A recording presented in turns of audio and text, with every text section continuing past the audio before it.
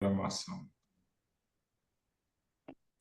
Então, boa noite, pessoal. Vamos aqui para o segundo módulo da nossa aula do manejo da dor no paciente crítico. O primeiro módulo foi apresentado semana passada pela doutora Fabíola Cristiane Silva Araújo Pereira. Assistam esse módulo que está lá disponível no YouTube, no nosso canal. Uma aula excelente, hoje dando a continuidade, já que é um tema interessante, com vários desdobramentos, e a doutora Fabíola vai trazer aí os desdobramentos mais da prática, né, das opções intervencionistas, né, no manejo da dor. Então, a doutora Fabíola, nossa convidada, ela é anestesiologista pela Sociedade Brasileira de Anestesiologia, com a área de atuação em dor pela AMB, é médica do Corpo Clínico dos Hospitais Sírio-Libanês e Albert Einstein, é docente da pós-graduação de Clínica em Dor da AFIA e da pós-graduação de Intervenção em Dor do Hospital Albert Einstein, coordenadora do curso Focos no Manejo de Dor Aguda da UNDUS. Fabíola, mais uma vez aqui na sua agenda, né, para compartilhar o seu conhecimento. E aproveitem, meninos, viu? Ah, Oi, mamãe. Você oi, fica... gente, boa noite. Obrigada aí pela apresentação, Séries. É, e ela esqueceu de falar que a gente aí é amiga de longa data, né? Eu conheço a Cerise aí de muitos anos e eu estou muito feliz com esse convite. Eu agradeço mais uma vez a oportunidade de falar para vocês sobre esse assunto que é o que eu tenho trabalhado muito nos últimos anos e que é algo que eu gosto bastante. E eu espero que ao final, né, dessas duas aulas vocês consigam ter um pouquinho, que consigam contribuir de alguma forma aí para melhorar a assistência de vocês aí no dia a dia em relação à dor. Desde já eu me coloco à disposição para responder vocês a qualquer tempo e hora, tá? Se quiserem parar, perguntar. Também no final a gente vai ter um tempinho aí para poder discutir sobre esse assunto que é muito amplo e que foi difícil até eu escolher o que falar, porque para montar uma aula a gente tem que escolher, né, um caminho. A gente precisa escolher o que a gente vai querer abordar, porque quando o assunto é muito extenso e eu precisava tomar o cuidado para não fazer uma aula, porque não é intenção de formar especialistas, né? Mas de melhorar mesmo a assistência de vocês aí. Então, essa aula foi dividida. A primeira parte, eu tentei falar um pouquinho sobre a fisiopatologia, sobre a classificação da dor, e entrei um pouquinho na parte de medicamentos. Hoje, o que eu trouxe aqui para a primeira parte da aula foi a gente revisar um pouquinho dos opioides, e aí não tem como a gente fugir muito, falar um pouquinho da crise dos opioides, né? Na sequência, eu trouxe um caso clínico, que é um caso real, para a gente poder abordar e aplicar o que a gente conversou, tanto na aula passada quanto na aula de hoje. Para finalizar, eu vou falar um pouquinho sobre a parte de intervenção. A intenção, é claro, a gente não consegue aqui, numa aula teórica e numa aula curta, ensinar como fazer esses bloqueios. Mas a minha intenção é que vocês saibam que esses bloqueios existem e que eles são factíveis de ser reproduzidos, de ser praticados aí no dia a dia de vocês como uma alternativa para tratamento da dor no paciente que vocês cuidam, né? Então, aqui, só repetindo, não tem conflito de interesses. Quando a gente fala sobre opioides, né, é a medicação mais antiga que existe para tratamento de dor. Tem aí relatos de antes de Cristo, de cerca de quase 5.000 anos antes de Cristo, aí, com já o uso do ópio, o uso dessas substâncias, tentando aí aliviar dores. E desde então, é claro que com o tempo, com o aprimoramento, com a descoberta dos opioides sintéticos, o isolamento dessas substâncias aí do ópio, a gente foi se deparando também, além do conhecimento sobre onde eles atuam, sobre o mecanismo de ação, também com os eventuais problemas que a gente pode ter quando a gente usa essa medicação, às vezes, de maneira indiscriminada. São medicações que, desde a sua descoberta, é, já preocupavam os seus estudiosos ali em relação a essa parte do abuso e dos efeitos colaterais que não são poucos.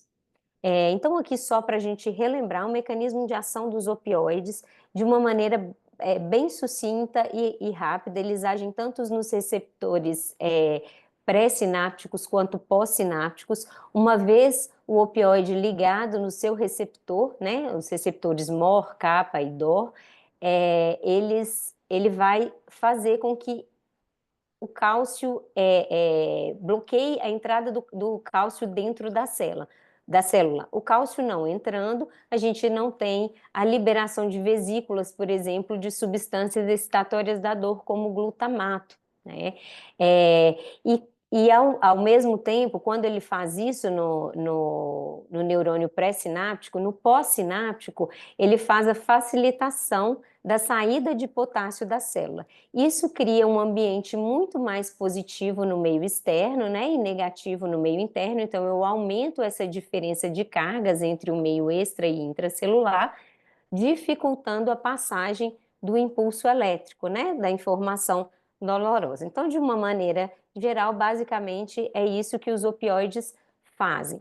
Agora, falando um pouco, né, dessa crise, que já é algo que é vivenciado aí no mundo, antes de chegar aqui para a gente, inclusive, é, é, a gente vê aí sempre nas matérias de jornais, quando eu comecei a trabalhar com dor, que eu ia para congresso fora, sempre tinha um momento reservado no Congresso para falar sobre a crise de opioides, né? Então, é um verdadeiro problema de saúde pública, é algo que preocupa muito a gente, mas eu vejo que o conhecimento faz com que a gente respeite a medicação sem ter medo dela. Porque, assim, a intenção aqui, gente, também não é criar um pânico em relação ao uso do opioide, porque sim, são medicações que ajudam e que é impossível, às vezes, a gente, na nossa prática de tratamento de dor, a gente não usar.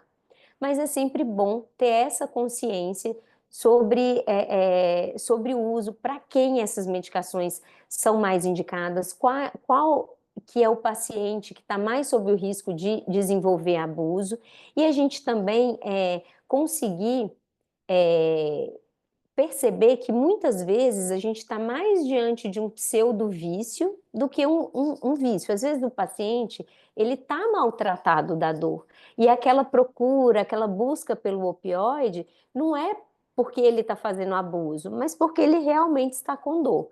Então, com o tempo, a gente vai também treinando um pouco desse olhar, a gente vai tendo mais conhecimento sobre a medicação e sobre as alternativas que a gente tem, e isso, de repente, ajuda a gente diminuir aí esse problema que hoje já é considerado um problema de saúde pública em vários países do mundo, né? Principalmente aí na América do Norte, nos países desenvolvidos de uma maneira geral, né? Na Europa. E aqui, e nos países em desenvolvimento, como América Central, Caribe, aqui na América do Sul e também na África, a gente vive uma realidade ainda muito diferente. A gente, comparado aos outros países, a gente ainda, a esses países que eu mencionei, né, antes, a gente ainda vive, a gente ainda faz um uso muito menor em relação em comparação, né? Mas isso não quer dizer que a gente está usando pouco, que isso é bom, né? Não quer dizer que a gente sabe usar e não quer dizer que a gente está usando da melhor forma e disponibilizando a medicação para quem realmente precisa usar. Então, aqui só alguns dados para a gente ter um pouco de ideia, quando eu falo, por exemplo, dos Estados Unidos, e os Estados Unidos enfrentaram uma crise muito grande de opioides, principalmente com a entrada nos anos 2000 da oxicodona, né? Teve um apelo muito grande da indústria farmacêutica, foi uma medicação que entrou com tudo no mercado e que foi muito banalizado o seu uso, as pessoas usavam para dores simples, dores comuns, às vezes paciente resfriado, não tinha um controle muito grande, e sempre, gente, que se estudou opioide, todas as promessas eram sempre de tentar achar uma medicação que tivesse menos efeito colateral e menos potencial de adição. E aí a oxicodona entrou no mercado com essa proposta, como uma medicação que tinha muito menos chance de adição do que a morfina, por exemplo, que era o que se usava muito, do que o fentanil. E com o tempo a gente viu que isso não era bem verdade, e aí se instalou uma verdadeira crise com números aí que aumentaram muito é, em relação às prescrições médicas. Aí a gente tem um dado aí de um aumento de uma maneira geral de todos os opioides de 97 a 2002, mas um aumento assim vertiginoso quando a gente compara aí quando a gente vê a oxicodona. E aí se a gente coloca aí de 91 tinha 76 milhões de prescrições de opioides, e de 2012 quando a gente compara, né, de 91 a 2012, e 19 anos depois, 19 não, 21 anos depois, a gente tem aí 4 vezes mais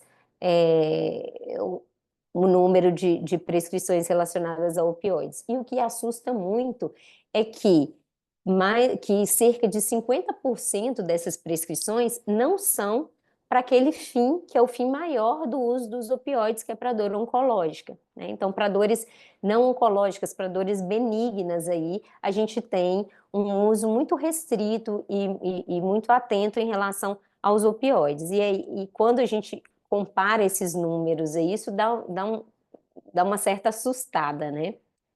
Quando a gente passa para a realidade brasileira, a gente vê que isso ainda é bem menor, são números bem menores, mas quando a gente vê isso na linha do tempo, a gente precisa ter essa atenção, porque, por exemplo, de 2009 a 2015, a gente teve aí, nesses 6 anos, um aumento de 465% no número de prescrições aí, mostrando realmente que o uso dessa medicação aumentou bastante, e que nem sempre com com a finalidade certa, né? Da maneira certa, sendo aplicado da maneira correta. Então, essa primeira parte da aula é mais uma provocação para a gente entender que eu não quero que vocês fiquem com medo de prescrever o opioide, mas que tenham respeito e critérios na hora de pensar nessa medicação. Até porque a gente tem hoje, para tratamento de dor, muitas alternativas que podem ser viáveis e que podem aí reduzir o consumo dessas medicações que tanto a gente quer né, evitar aí em certas situações. A gente usa muito esse, esse screening aqui para a gente determinar quais que são os pacientes que muitas vezes não são elegíveis para o uso dessa medicação, ou que a gente vai ter que escolher dentro dos opioides aqueles que têm uma chance de adição menor, porque a gente tem isso também dentro dos opioides, né? Então aqui esse é uma ferramentazinha que a gente usa muito no nosso dia a dia, que de repente vocês podem ter aí uma copiazinha aí no bolso, que é o Opioid Risk Tool, que vai elencar algumas condições que a gente precisa ter mais atenção na prescrição para esses pacientes. Então, a gente, quando pega a população masculina e feminina, a gente vai pegar a história familiar, a história pessoal, né? Quando a gente fala de história familiar e a gente compara homens e mulheres, o abuso de álcool, por exemplo, é mais importante quando a gente fala na população masculina e drogas ilegais também, né? A pontuação aqui é maior quando a gente está falando da população masculina. Drogas de prescrição, né? Drogas seriam essas, as medicações, inclusive, que a gente passa, é pontuada tanto para o feminino quanto para o masculino, a gente tem aí pontos semelhantes. E aqui, só para a gente ver que quando a gente fala, por exemplo, de história de abuso sexual na infância ou na adolescência, né, na pré-adolescência, a gente pontua muito mais, isso parece ter um impacto maior né, quando a gente vai pensar no paciente que pode fazer abuso, isso tem impacto maior quando eu estou falando de mulheres. A gente vê aqui que isso para homem parece ter um impacto menor. Nas condições psiquiátricas, psicológicas, tanto na população masculina quanto feminina, a pontuação também é semelhante. Então, isso aqui, gente, é uma coisa para a gente dar uma olhadinha, por exemplo, pacientes que pontuam pouco, né, de 0 a 3, são pacientes de baixo risco, de 4 a 7, moderado, e pacientes que têm já, que pontuam em mais de 8 nessa escalinha aqui, já é um paciente que você tem que ter muito, muito cuidado e pensar 2 vezes antes de iniciar um opioide para ele. Eu não sei se vocês se lembram da aula passada, mas eu falei sobre a nossa responsabilidade com essas prescrições, porque os opioides, diferente dos outros medicamentos, desculpa, das outras substâncias de abuso, ele chega para o paciente pela mão do médico, né? Não então, opioide, pelo menos o primeiro contato que ele tem, é difícil. Hoje até pode ser que a gente ache aí no mercado negro, mas isso muitas vezes a pessoa que vai procurar no mercado negro é porque ela já desenvolveu o abuso.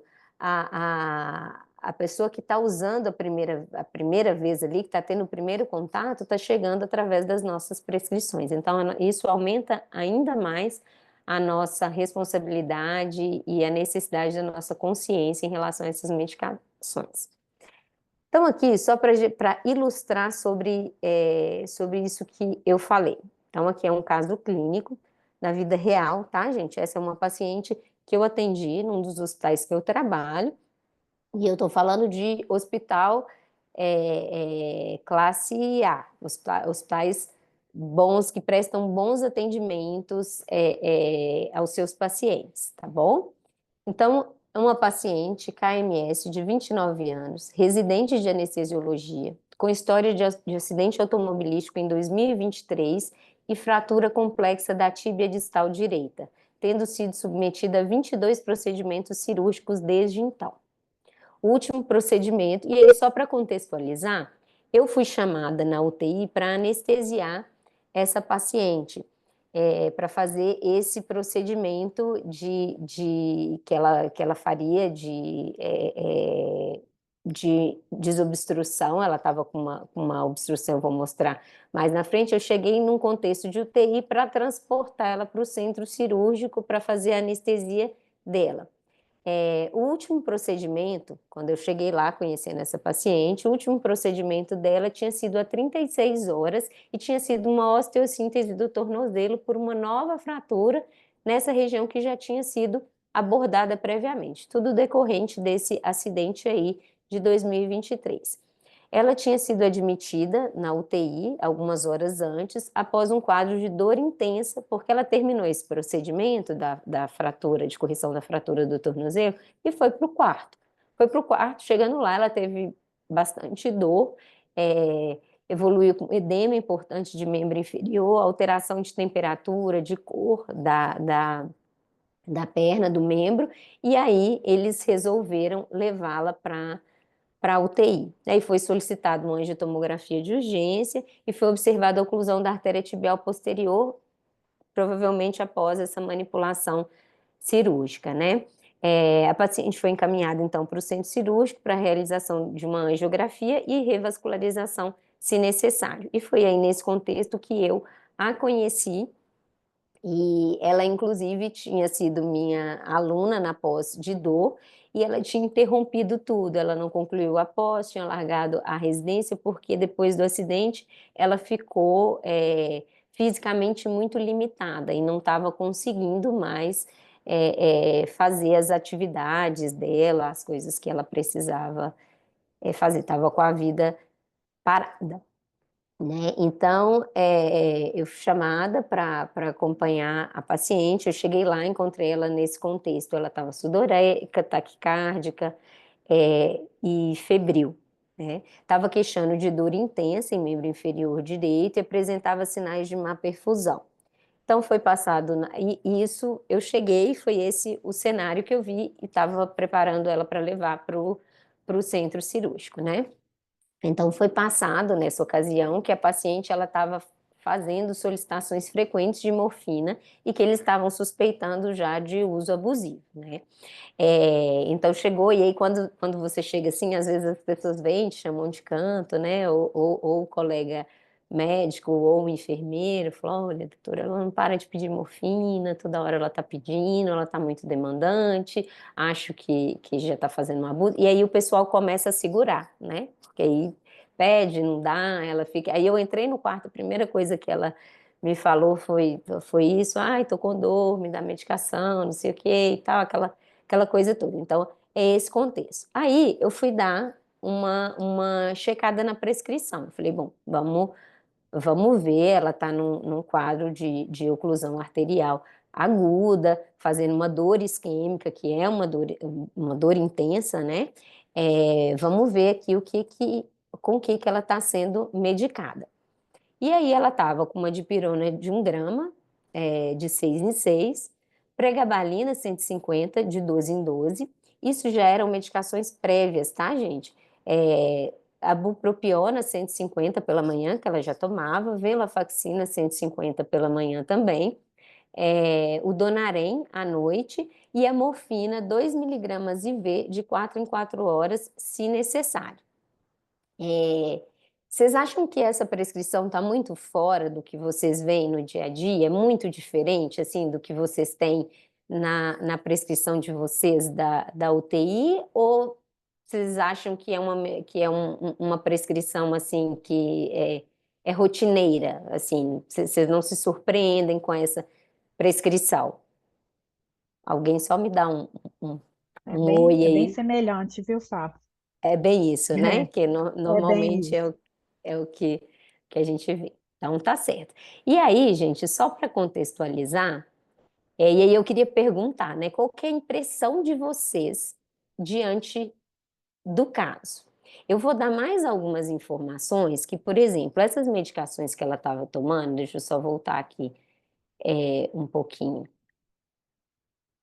Cadê a prescrição? Aqui. Dessas. Ai, eu e os meus problemas com. Aqui. A pregabalina, a bupropiona, a venlafaxina e o Donarém, ela já tomava, tá? Por quê? É uma paciente que ela tinha uma história de, de dor aí, múltiplas abordagens, ela ficou com uma dor crônica, então ela desenvolveu, claro, né, um quadro de ansiedade, depressão, então ela já usava essas medicações, tentando aí contornar, né, toda essa situação. A gente precisa contextualizar uma paciente jovem que foi tirada das suas atividades, né, de uma maneira assim abrupta, estava passam com todos esses problemas de enfrentamento que a gente sabe que são naturais de ter diante dessa situação. Então, ela já tomava essas medicações. Então, efetivamente, para dor mesmo, o que ela estava, e que era a prescrição da UTI, era uma dipirona, 1 grama IV de 6 em 6, e uma morfina, 2 miligramas IV de 4 em 4, se necessário, que era a queixa do enfermeiro que ela estava solicitando muito, que não estava dando nem esse intervalo das 4 horas e ela estava sempre pedindo. Aí eu pergunto para vocês qual que é a impressão diante desse caso. Vocês acham que essa paciente está fazendo abuso mesmo? Vocês acham que, olhando essa prescrição, vendo isso, Vocês acham que ela é uma paciente que pode, a impressão é essa, que é um abuso mesmo de opioide? O que vocês acham? Quem tiver sem graça de falar, pode escrever no chat, que eu vi aqui que alguém até tinha respondido.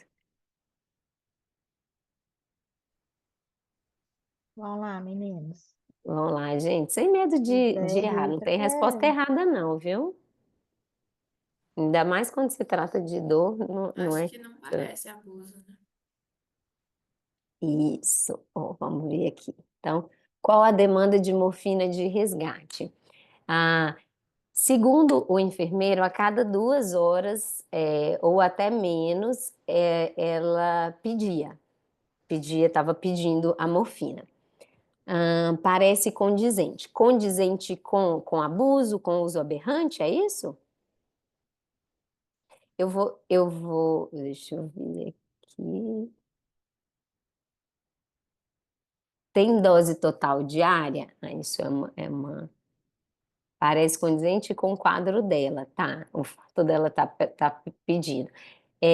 Dose total diária, não vou saber te falar, mas vamos imaginar que ela tava pedindo há pelo menos, sei lá, pelo menos 2 horas, mas ela não estava recebendo. Vamos supor que o pessoal da UTI estivesse respeitando e que ela estivesse fazendo todos os resgates possíveis. Se ela faz todos os resgates possíveis a cada 4 horas, né? E 2 miligramas a cada quatro horas, ela recebeu, então, 24 dividido por 4, 6 vezes 2, 12 miligramas de morfina IV, tá? Seria isso, imaginando que ela fez todos os resgates e que ela recebeu, né, a cada 4 horas essas. A prescrição está errada, ela estava com os receptores supersaturados. Tem muitas medicações que interagem. Tá. Como assim os receptores saturados? Joana, você quer me explicar um pouquinho melhor? E qual que. E acho que a Aline também falou que tem muitas medicações que interagem. Que interagem, você diz, agindo em mesmo receptor e diminuindo a ação da dor. O que vocês acham? Porque aqui, vamos pensar no controle da dor em si, só para facilitar. Eu sei que ela está com muitas medicações, que cada medicação aí age num receptor, mas quando a gente fala de tratamento de dor, às vezes agir em vários receptores para controle de dor, às vezes isso ajuda, porque eu não sei se vocês se lembram da aula passada, que eu deixei uma foto de um artigo que fala onde cada medicação age nas vias da dor, e que às vezes quando a gente fala sobre analgesia multimodal, é isso que a gente quer dizer, a gente usa medicações que atuam em receptores diferentes para que a gente diminua as doses, para que a gente não fique com uma dose muito alta de uma medicação só e o paciente faça mais efeito colateral. Ela tem substrato para dor intensa, mas não tinha dose fixa de morfina na prescrição. Entendo que a prescrição. Isso, olha, Larissa, muito bem. Eu sinto falta de uma medicação para dor potente de horário, né? Aí, nesses casos, gente, e eu gostei que vocês começaram a pensar e a colocar um pensamento crítico em relação à prescrição, porque esse é o caminho. Primeiro, é uma prescrição que de analgésico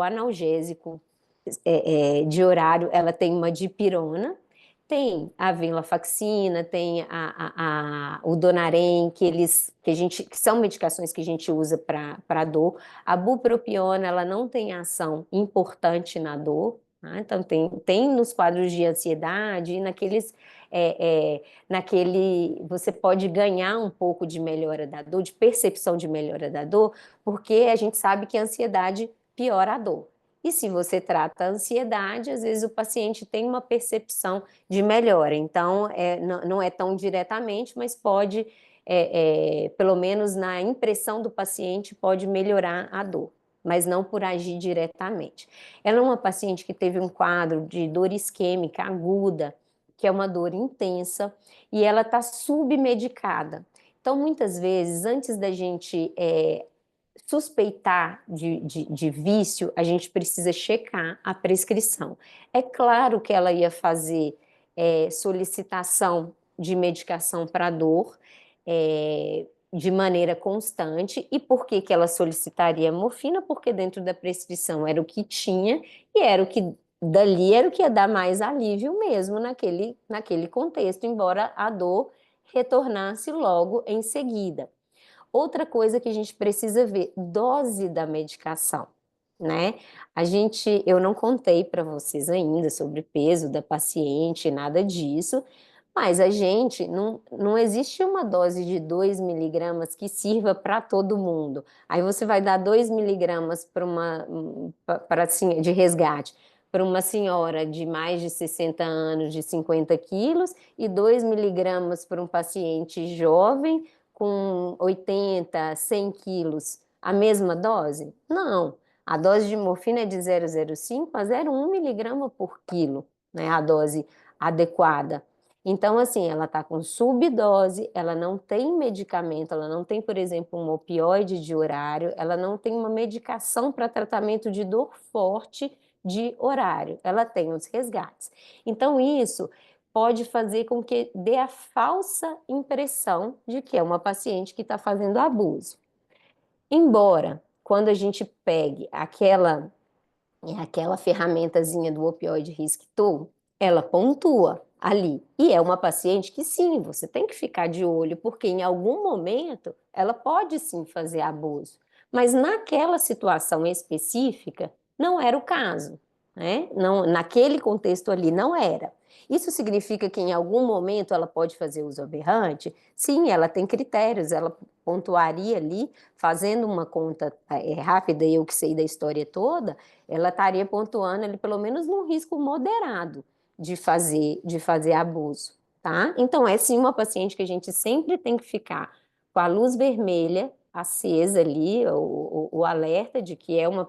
Mas não fazer esse julgamento, achando que em todas as situações ali, ou todo paciente que pede uma morfina, ele está fazendo uso aberrante. A gente precisa ter muito cuidado. Às vezes a dose não está adequada, às vezes o intervalo não está adequado, às vezes você não tem uma medicação de horário, e aí precisa realmente ficar fazendo muitos resgates, né? Aí só para eu te dar mais informações para vocês. De antecedentes pessoais, ela é uma paciente obesa, pesava 112 quilos, tinha transtorno de ansiedade e depressão e dor crônica, né? Ela já havia feito acompanhamento ambulatorial com especialista em dor, não estava mais em acompanhamento, mas já tinha feito em algum momento, e ela já havia feito uso de tramal, tapentadol, oxicodona e buprenorfina, além daqueles adjuvantes que eu mencionei na prescrição, né? A venlafaxina, o Donarém, a bupropiona. Acho que teve alguém aqui, não sei se foi a Aline, que falou sobre tratamento mais para dor neuropática.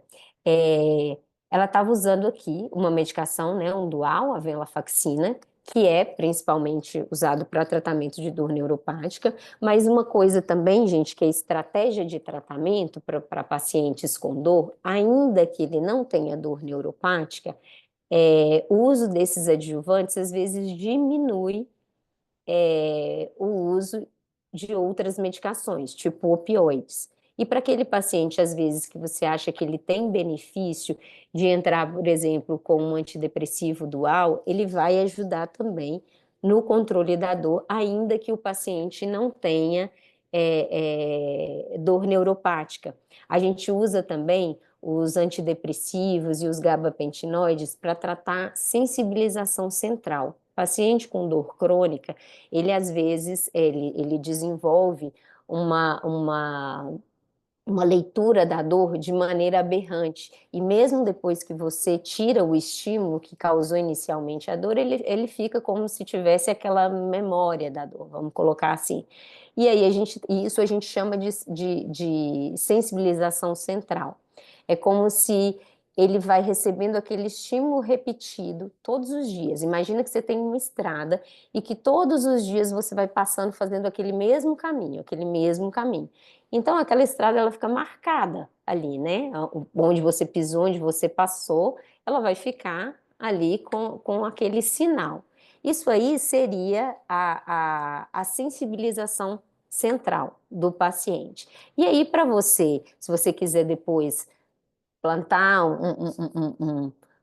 flores nessa estrada, você vai precisar melhorar aqui aquela qualidade e tirar um pouco daquele solo que ficou ruim depois de tantas vezes você passando e pisando no mesmo lugar. Então, algumas medicações fazem essa reconstituição desse caminho. Ela ajuda o seu corpo a transmitir o impulso de uma maneira adequada, a mensagem dolorosa, a sinalização dolorosa de uma maneira adequada.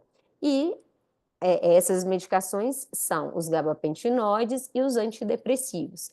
Então, sempre que a gente vira, às vezes, numa prescrição de um paciente com dor crônica, e é natural a gente pensar que é realmente uma medicação que é primeira escolha para tratamento de dor neuropática, mas às vezes o paciente não tem dor neuropática e ele está usando aquela medicação para este fim, de dessensibilização central, por exemplo, tá?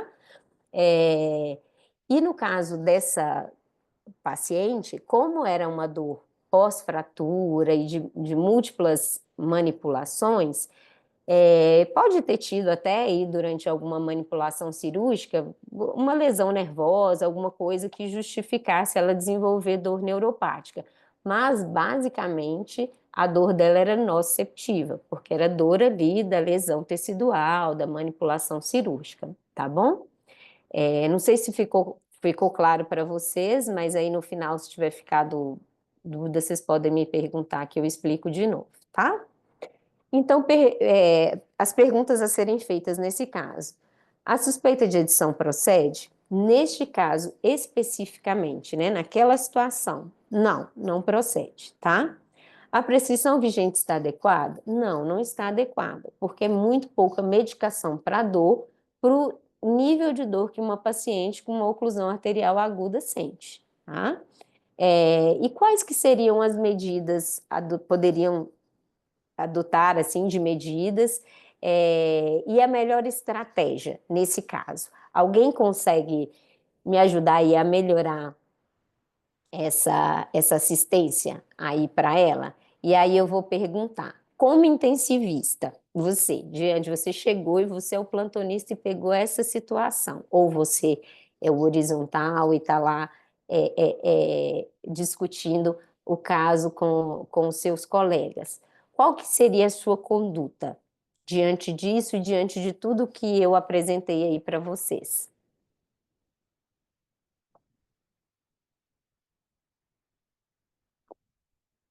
Alguém tem alguma sugestão? Vamos ver aqui, quem que está me respondendo? Função renal dela é ok? Sim, até então sim. Tá? É uma função renal ok. E foi bom você ter perguntado, Larissa, porque a gente viu na outra aula, né, que a morfina não é a medicação de escolha para um paciente com insuficiência renal. Por quê? A morfina ela tem principalmente dois metabólitos ativos. Aliás, ela tem um metabólito ativo que é muito potente, que é cerca de 10 a 20 vezes mais potente que ela, e 90% do metabólito é inativo. Mas esses 10% de metabólitos ativos são muito potentes. E aí, no paciente com insuficiência renal, ele vai, ou com a função renal aí alterada, ele vai acumular e aí fazer os efeitos colaterais que a gente não quer. O paciente, às vezes, pode deprimir, pode ficar mais sedado, fazer depressão respiratória, né? Mas a função dela era ok. Então, gente, como vocês estão tímidos, e só para por conta do nosso tempo, o que foi feito no caso deste hospital que eu estava? Lá tem grupo de dor, foi acionado o grupo de dor, né? Mas isso não é uma realidade de todos os lugares. Então a gente precisa. Lá o colega ficou tranquilo, ele saiu de cena e passou a bola para o grupo de dor. Nem todos os hospitais têm essa possibilidade, então é a gente que vai ter que resolver, né? Então, muitas vezes você que vai ter que dar conta da dor daquele paciente. Então, o que é o diagnóstico aqui que se faz?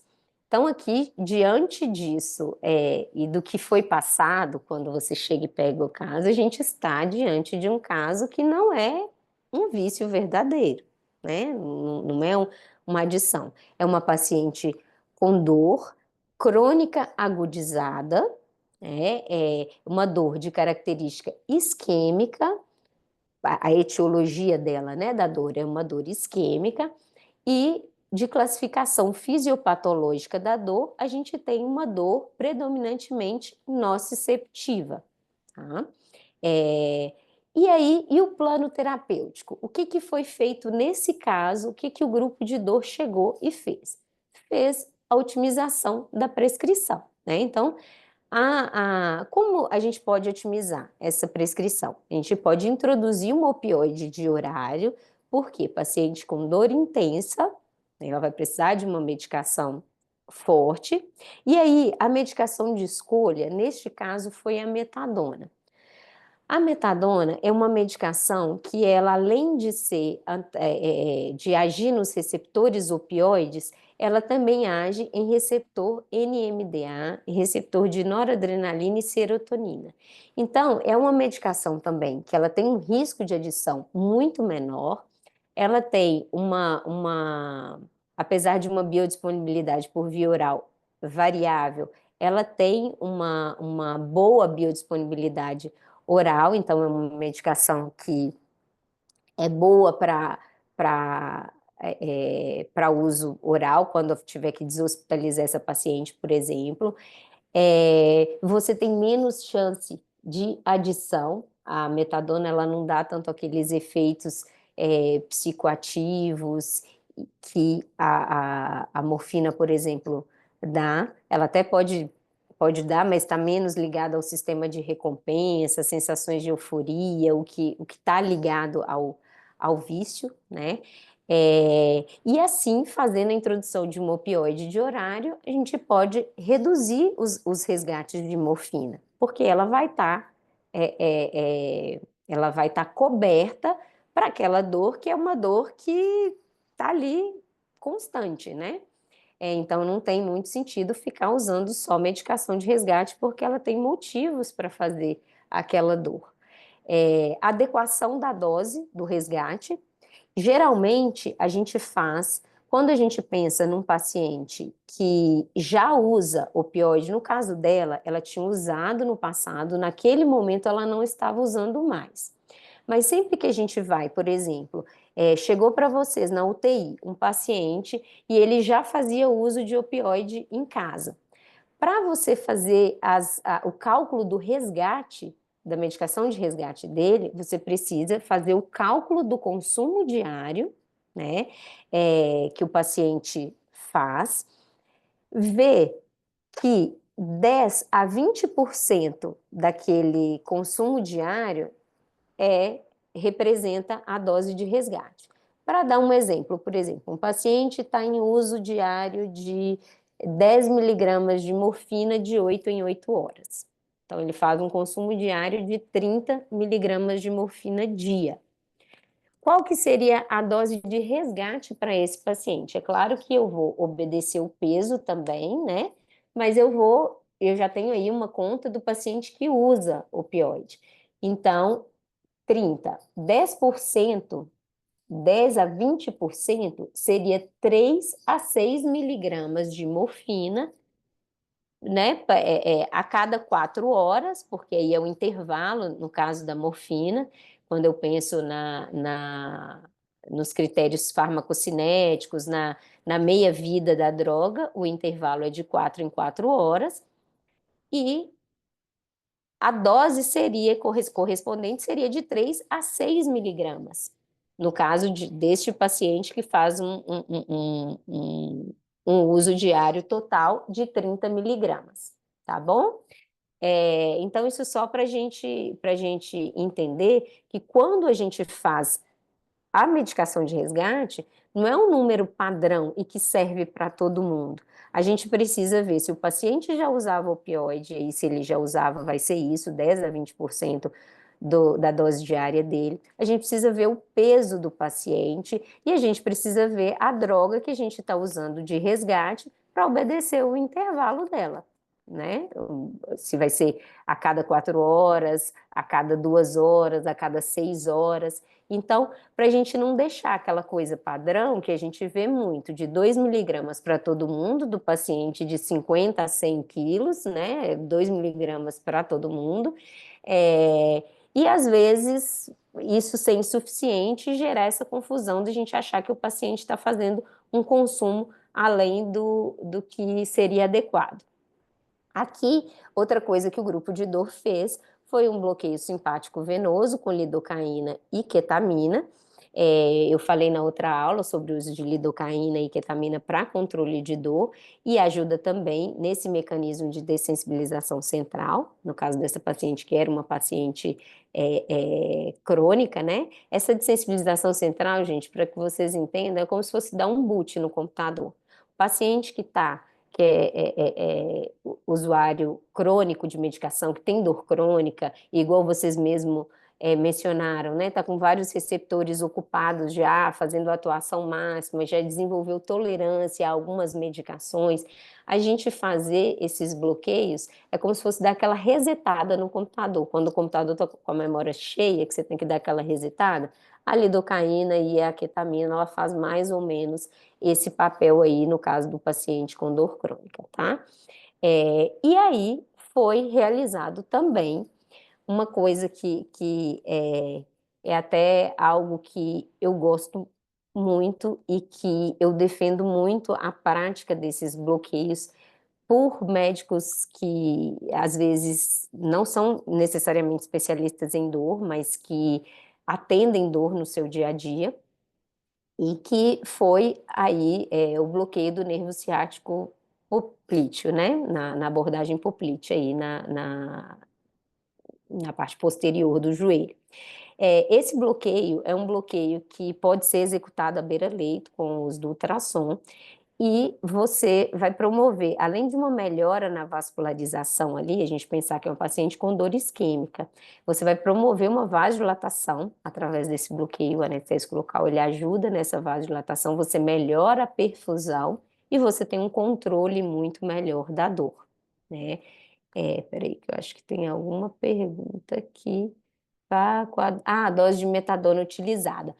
A gente começou com 5 miligramas de 12 em 12 horas, porque é uma paciente jovem, é uma paciente com mais de 100 quilos, né? E aí a gente está tratando uma dor aguda.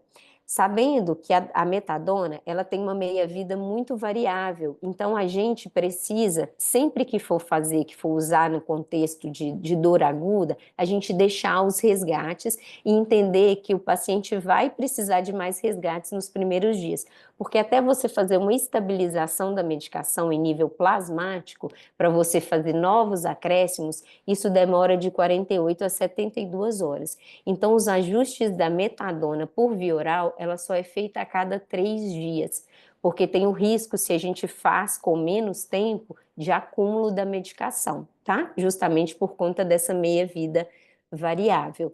E aí a gente começa com uma dose, isso é meio que empírico mesmo. Se o paciente é mais idoso, mais frágil, mais sensível, a gente começa com 5 miligramas dia, e aí a gente pode fracionar 2,5 e 2,5, né? De 12 em 12, geralmente essa é a menor dose que a gente começa. E para paciente igual ela, que já usava opioide, que é uma paciente jovem, uma paciente com um peso maior, dava para usar 5 de 12 em 12, já comecei com essa dose. E também, por que não comecei com uma dose muito maior? Porque até poderia, né? porque eu ia usar outras estratégias, usando outras medicações. Foi feito o bloqueio simpático venoso, foi feito o bloqueio do ciático. Então, isso tudo aí ajuda. Metadona demora para dar o efeito total. Ah, tá. Isso. A cada 3 dias. Não é nem necessariamente o início de ação, porque ela faz o início de ação dela já é mais rápido, mas a estabilização para que você faça novos ajustes sem o risco de acúmulo, aí sim, a cada 3 dias, tá?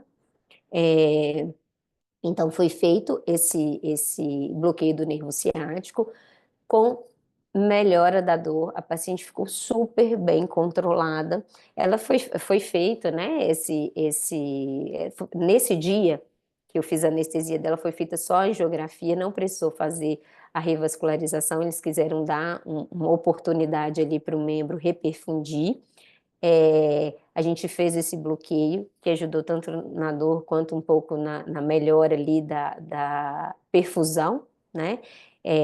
Não é nem melhora da vascularização, é melhor perfusão do membro acometido, tá? E aí ela foi recuperando, não precisou fazer ponte, revascularizar, não precisou. Ficou bem, melhor controlada da dor, teve alta, se não me engano, 7 a 10 dias depois, e foi para casa para continuar o seu acompanhamento ambulatorial com o grupo de dor. Ah, e outra coisa também que a gente fez foi aumentar essa dipirona. Gente, uma coisa que eu vou pedir para vocês e que vocês vão fazer daqui para frente. Dipirona, a dose de dipirona 2 miligramas, tá?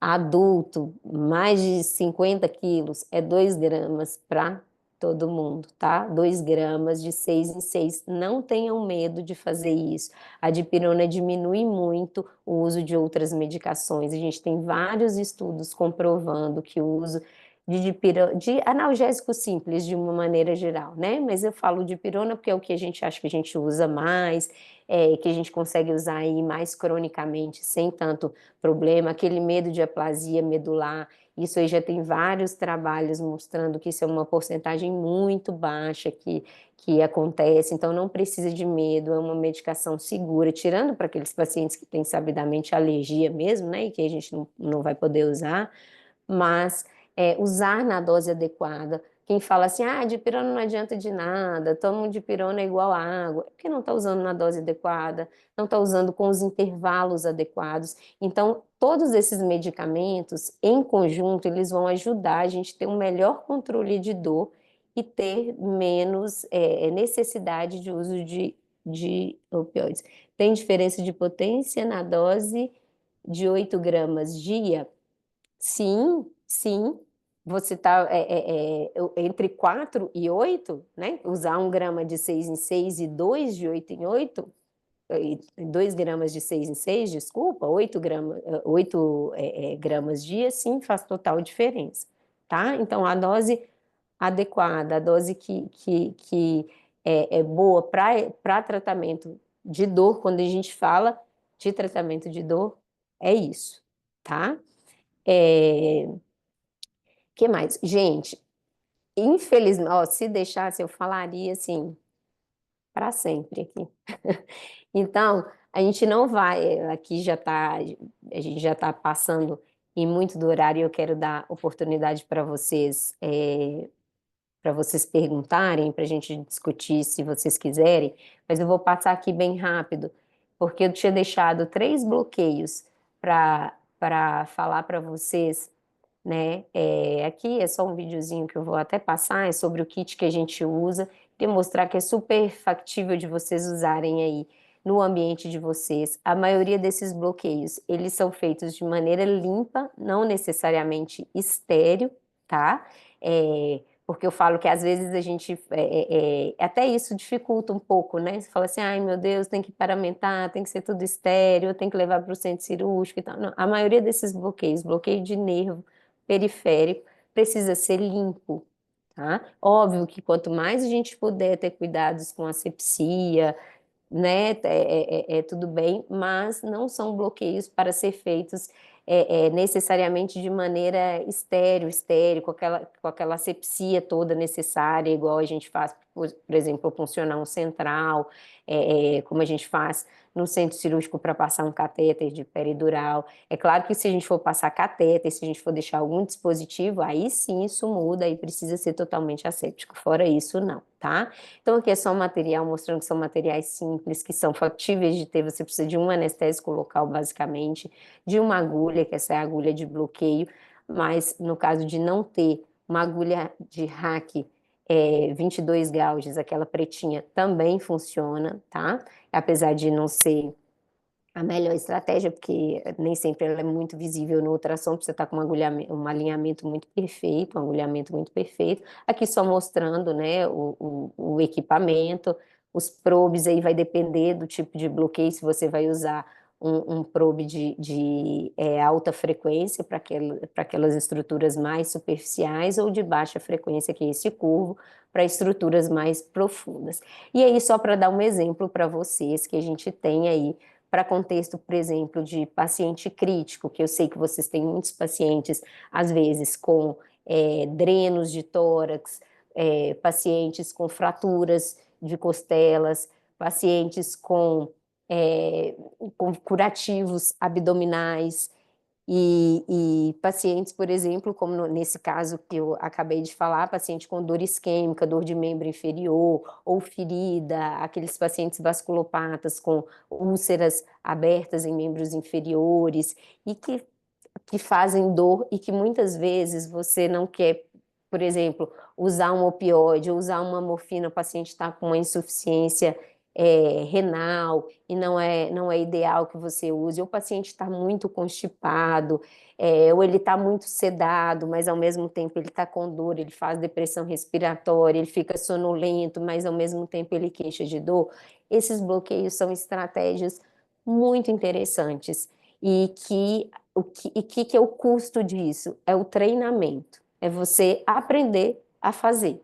Porque a partir do momento que você aprende, que você entende que isso existe, que isso te ajuda, você consegue incorporar isso aí com mais facilidade no seu dia a dia, tá? Então, por exemplo, o eretor da espinha, ele é um bloqueio que ele é super factível de ser feito no ambiente de terapia intensiva, e aí ele tem, por exemplo, todas essas indicações, esses artigos, se vocês quiserem depois, eu posso disponibilizar para vocês, eu vou mandar tudo para a Cerise consegue passar para vocês, tá? Pacientes com zoster e que fazem quadros de dor, né, muito importantes. Então, tudo isso, e a gente lembrar que, por exemplo, os eretores da espinha são músculos que eles existem, né? Esse plano facial, porque a gente faz o bloqueio nas fáscias, onde ali saem as raízes nervosas e vão emitir ramos, né? Para a parte anterior e posterior do tórax. Então, a gente pensar que a gente tem esses nervos e esses músculos, essa fáscia, né, correndo por toda a coluna. Então, embora o primeiro artigo que fala sobre o bloqueio dos eretores da espinha fale sobre região torácica, a gente lembrar que a gente já tem também aplicação para a região lombar. Então, pacientes com dor lombar mecânica também pode ser um bloqueio interessante. Isso aí vai depender só da altura que você fizer, né, e qual região de analgesia ali você quer contemplar. Então, pacientes com pancreatite aguda, né, queimaduras extensas. Então, a gente sempre pensar nos bloqueios como uma estratégia de tratamento de dor que pode ajudar. Por exemplo, o paciente no contexto de UTI que está com fratura de arcos costais e que está sem conseguir respirar direito e que você já tentou outras medicações ou que você não quer, ou que ele não tem possibilidade de usar pelas comorbidades que ele tem algum determinado tipo de medicação, o bloqueio também é uma opção. E aqui eu estou vendo que eu escrevi errado, respiratórias, tá? Então, a gente isso aqui é só para que vocês... achei que desse tempo, mas não vai dar, de descrever a técnica, né? Mas vocês conseguem, com o treinamento adequado, colocar isso no dia a dia de vocês, tá? Eu acho que hoje o ultrassom já é uma realidade da maioria dos serviços, tem ultrassom disponível, porque para funcionar acesso central, essas coisas a gente precisa, então esse mesmo ultrassom que vocês usam para isso é o ultrassom que vocês vão usar para fazer os bloqueios, tá bom? Chance de complicação menor, esses bloqueios que a gente ensina para não especialistas, são bloqueios com complicações relativamente, chance de complicação relativamente baixa, tá? São bloqueios seguros, são bloqueios que com um pouco de treinamento, garanto que vocês vão conseguir praticar, tá? Aqui eu vou deixar, depois eu mando em PDF para vocês essa aula, porque aí tem a descrição do passo a passo, tem a técnica, as indicações, tá bom? Para que vocês tenham, para quem tiver interesse aí em dar uma olhadinha. Essa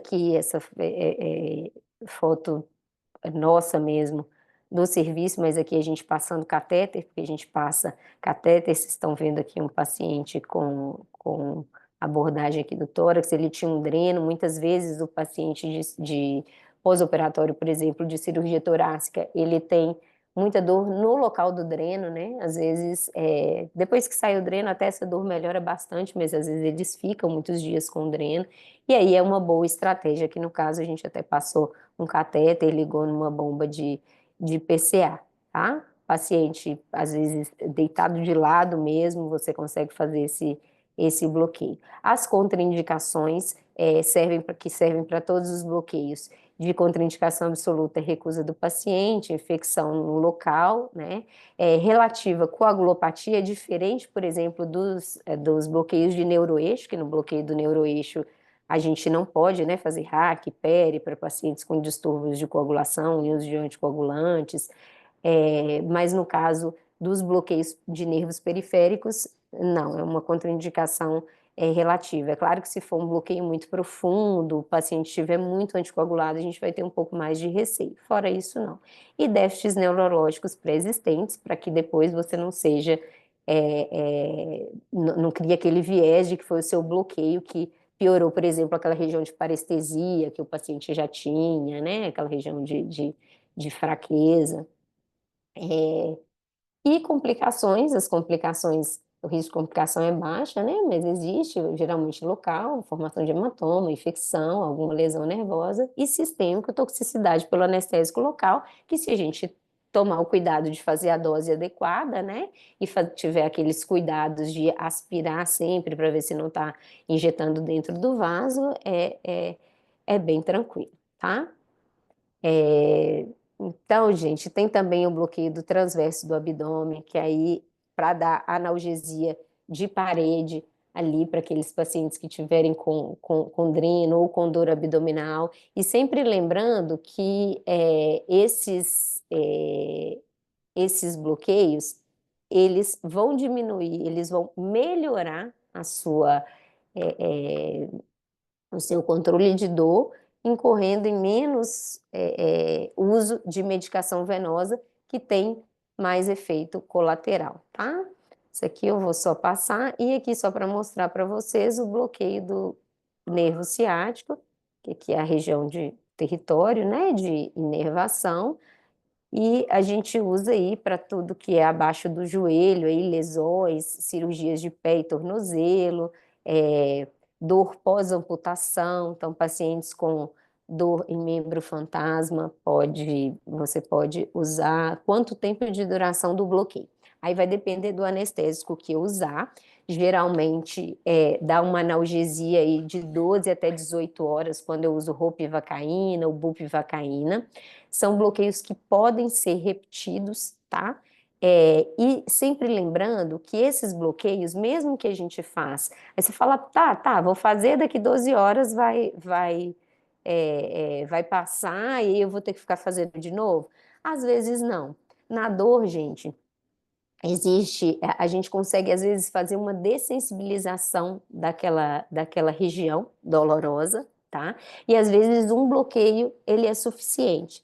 Se não for, você pode repetir em dias seriados, sempre sabendo que a cada vez que a gente repete, a dor, mesmo que ela volta com uma intensidade menor, porque a gente consegue fazer uma neuromodulação através da repetição desses bloqueios, tá? E às vezes você tira o paciente daquela crise maior da dor até as outras medicações começarem a fazer efeito, até você conseguir ajustar um pouquinho a medicação, tá bom? Mas geralmente, quando a gente usa bup ou ropivacaína, o tempo médio de duração entre 12 a 18 horas. A lidocaína vai durar menos aí, né? Vai durar aí de 4 até 6 horas, a depender, tá? A gente coloca também alguns adjuvantes que acabam aumentando um pouquinho esse tempo. Os estudos, eles são meio controversos, mas já é sabido que o uso, por exemplo, de clonidina e de dexametasona aumenta também um pouquinho da duração desses bloqueios, tá bom? E quando você passa o catéter, aí você vai fazendo, repicando de acordo com a necessidade, tá? Mas o catéter acaba sendo um pouco mais complicado, precisa de um treinamento maior, é um dispositivo que precisa de um cuidado de asepsia, né? Pode ser um possível fonte de infecção. Nem sempre é interessante para fazer no contexto da terapia intensiva, por conta dessas questões, tá? Mas também não é algo que é impossível de fazer para aquele paciente que se beneficiaria muito. A gente aqui passa catéter e deixa naquelas bombas de PCA, que eu não sei se vocês conhecem, né? Que a gente deixa a medicação e o paciente aciona. É claro que ela tem um intervalo de segurança, um bloqueio de segurança, mas o paciente aciona conforme a demanda. E aí, esse é o padrão ouro de tratamento de dor, né? E diminui todo aquele tempo da medicação de resgate, que até o paciente falar, o paciente queixar de dor, até acionar a enfermagem, até ele receber esse tempo aí nos melhores lugares, isso ainda demora um pouco, e para o paciente que está com dor, é bem urgente, né? Então, o fato de você ter um dispositivo à mão que você consegue acionar ali e fazer ajuda bastante, tá? Aqui só mostrando o posicionamento e como a gente faz aí no caso do bloqueio do nervo ciático, né? Abordagem pop-kit aí atrás do joelho. Aqui, gente, na verdade, tem bastante coisa. Olha aqui que bonitão aqui do nervo ciático, aqui na região poplite ele se divide, né? Em fibular comum e tibial. E ali o ponto de injeção ali logo que ele divide, mas que ele ainda está dentro do epineuro ali, e é onde você consegue fazer uma melhor abordagem e ter um sucesso maior no seu bloqueio, tá? Então aqui, gente, era mais para mostrar mesmo para vocês, porque é impossível numa aula curtinha assim a gente falar sobre os bloqueios. A intenção aqui era despertar mesmo assim o interesse, gerar gerar aí um olhar mesmo para esse tratamento da dor, das opções que a gente tem, saber que é possível praticar uma assistência melhor do que a gente pratica é, é, normalmente, né? A gente ainda precisa melhorar muito nessa assistência ao nosso paciente.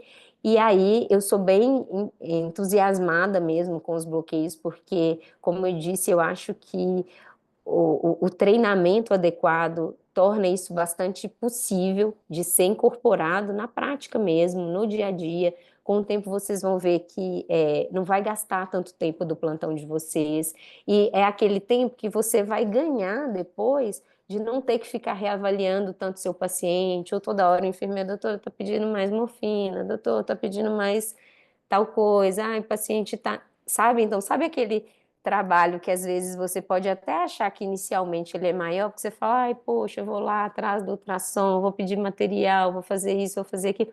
Mas se você incorpora isso, você cria um fluxo, isso dentro da sua rotina, com o tempo isso fica rápido, é gostoso de fazer, porque né, é uma coisa bacana, assim, e tem muito impacto positivo em relação ao cuidado do paciente, sabe? Então, eu queria mais uma vez agradecer a oportunidade de falar para vocês. Deixo aí ó, esse campo lindo de papoulas aí para vocês.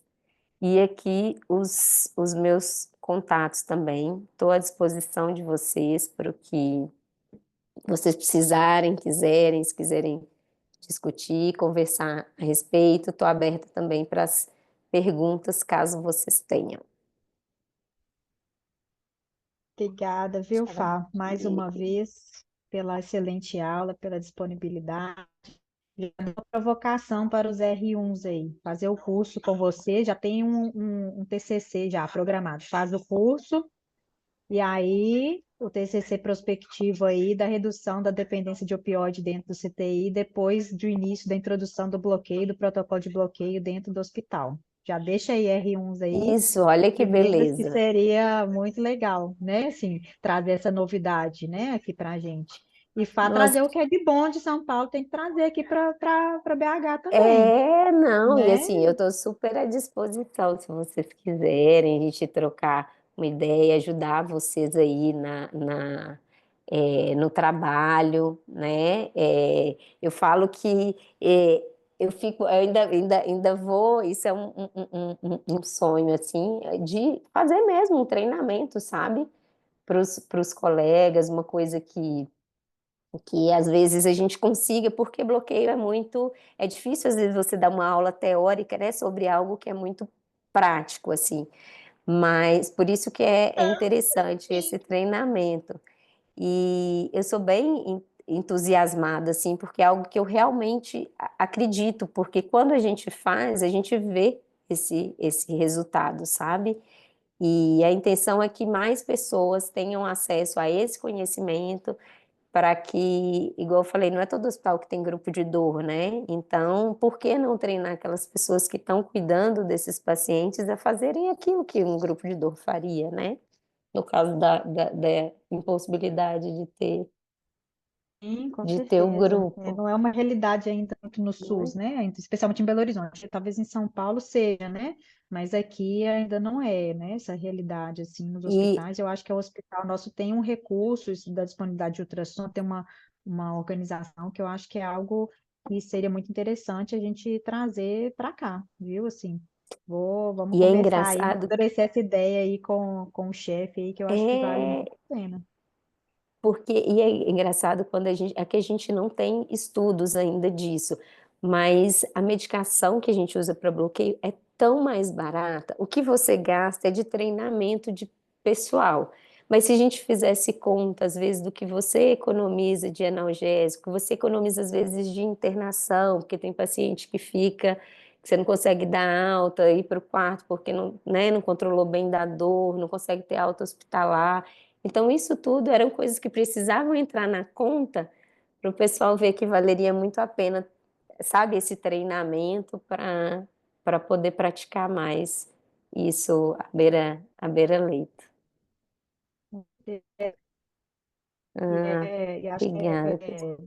difundindo a ideia, né? Começa a plantar a sementinha, né? É isso, ensinando essa prática que você trouxe para os Sim, meninos.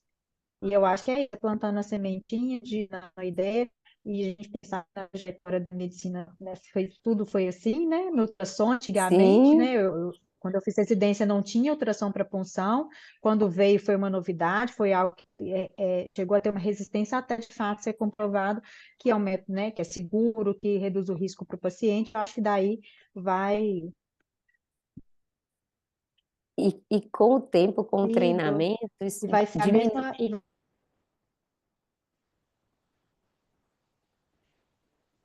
Ixi, acho que a Cerise caiu.